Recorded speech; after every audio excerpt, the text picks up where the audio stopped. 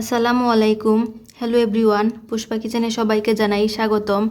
আজকে আমি আপনাদের সাথে শেয়ার করব মজাদার ফুলকপির পাকোড়া। আজকে আমি ফুলকপির পাকোড়াটা তৈরি করার জন্য এখানে নিয়েছি ফুলকপি। আর ফুলকপিগুলোকে আমি এভাবে ছোট টুকরা করে কেটে নিয়েছি। এখানে আমি একটা বাটিতে নিয়েছি নর্মাল পানি আর দিয়ে দিচ্ছি 2 টেবিল চামচ পরিমাণে লবণ। আর এই লবণটা দিয়ে গুলিয়ে নিব। লবণটা গুলিয়ে নিয়েছি। এবার দিয়ে দিব আমি ফুলকপি। আর এই লবণ পানিটাতে ফুলকপি এভাবে ডুবিয়ে রাখলে ফুলকপিতে যদি কোনো পোকা থাকে তাহলে সেটা আর থাকবে না।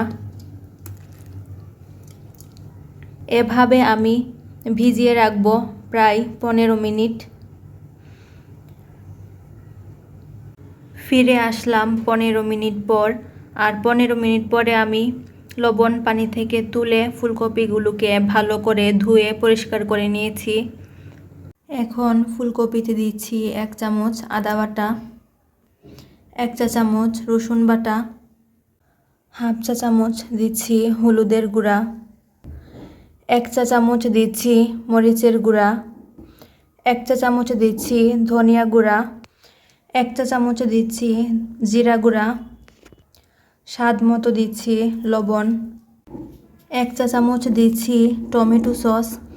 আর এই টমেটো সসটা সম্পূর্ণ অপশনাল, তবে দিলে এর স্বাদ এবং ফ্লেভার দুটোটাই অনেক বেশি ভালো আসে, তাই অবশ্যই দেওয়ার চেষ্টা করবেন।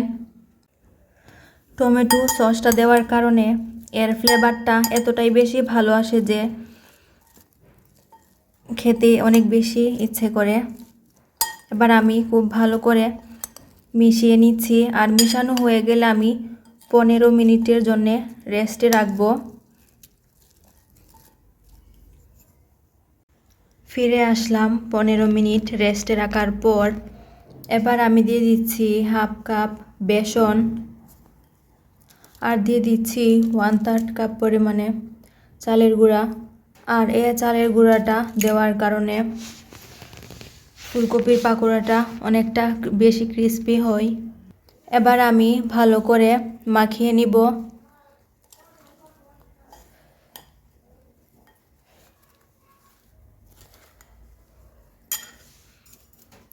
দিয়ে দিচ্ছি হালকা একটু পানি। এবার আমি ভালো করে মিশিয়ে নিব। ফুলকপিগুলোকে আমি ভালো করে মাখিয়ে নিয়েছি। আর মাখানোর জন্য আমার পানি লেগেছে মেজারমেন্ট কাপের হাফ কাপ। এবার আমি ভাজতে চলে যাব। পাকোড়াগুলোকে এবার আমি উল্টে দিচ্ছি।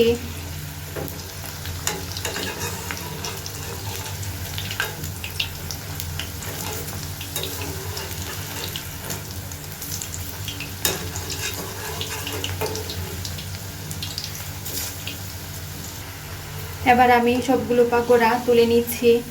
আর একইভাবে আমি সবগুলোকে ভেজে নিব।